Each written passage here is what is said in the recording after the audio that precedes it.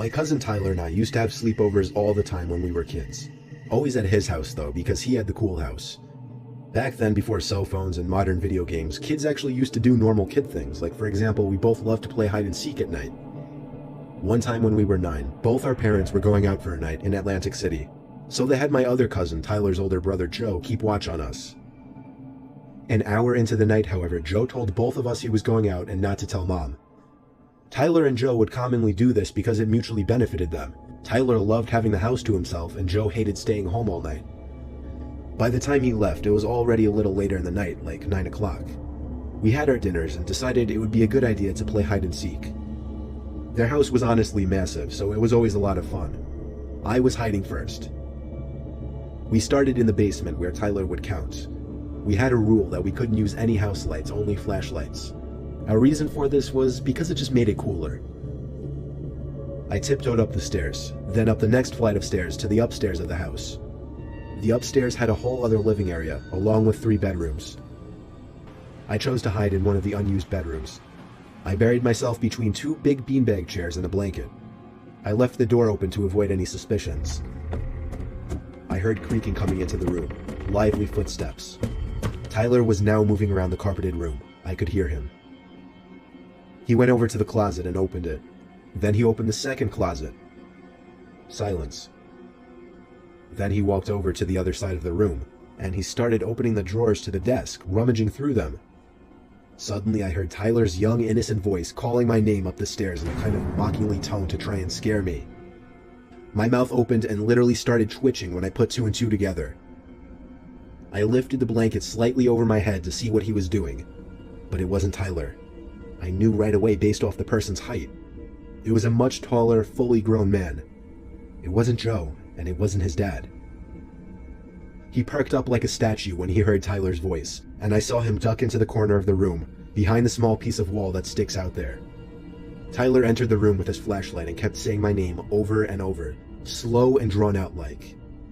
I was praying his light would not reach over to the corner of the room. His light landed on me under the blanket.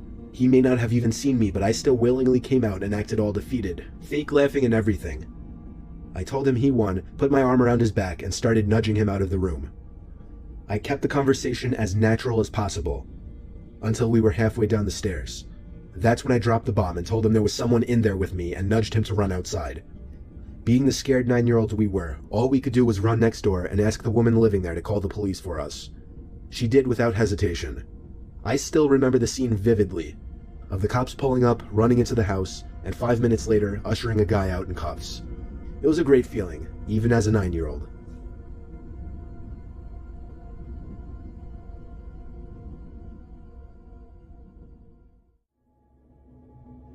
One time I had a sleepover with my friend Mike on a cloudy, dark night.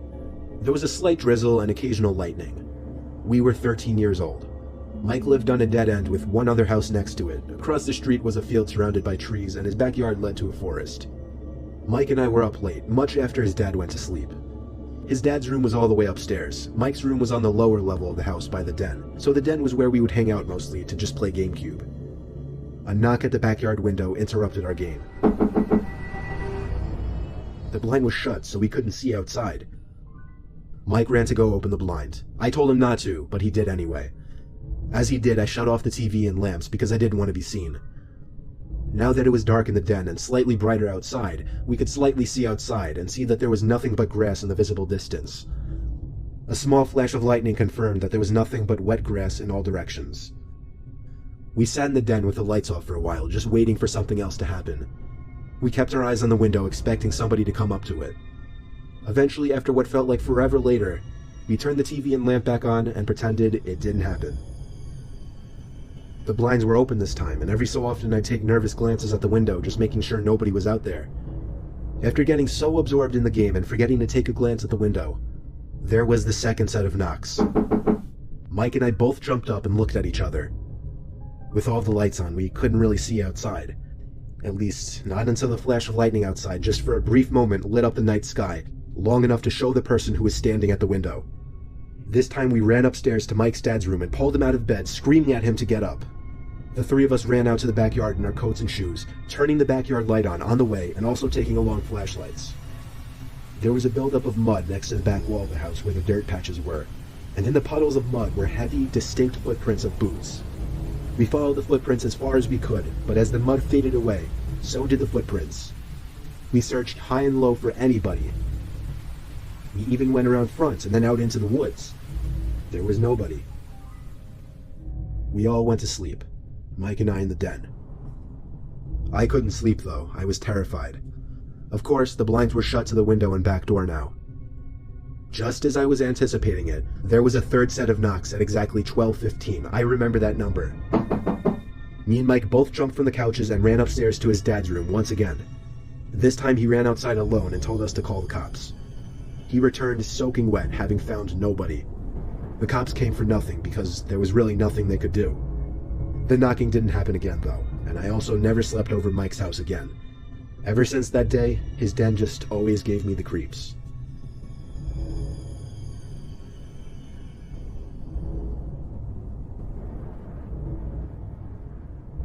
I used to be close friends with a kid named Chris. He moved away across the state when I was 8. Since we never got to see each other anymore, I got my mom to agree to drive me all the way over to Chris's new house in the country for a weekend sleepover. Pulling onto his property, I already knew this was the perfect place to do anything outdoorsy.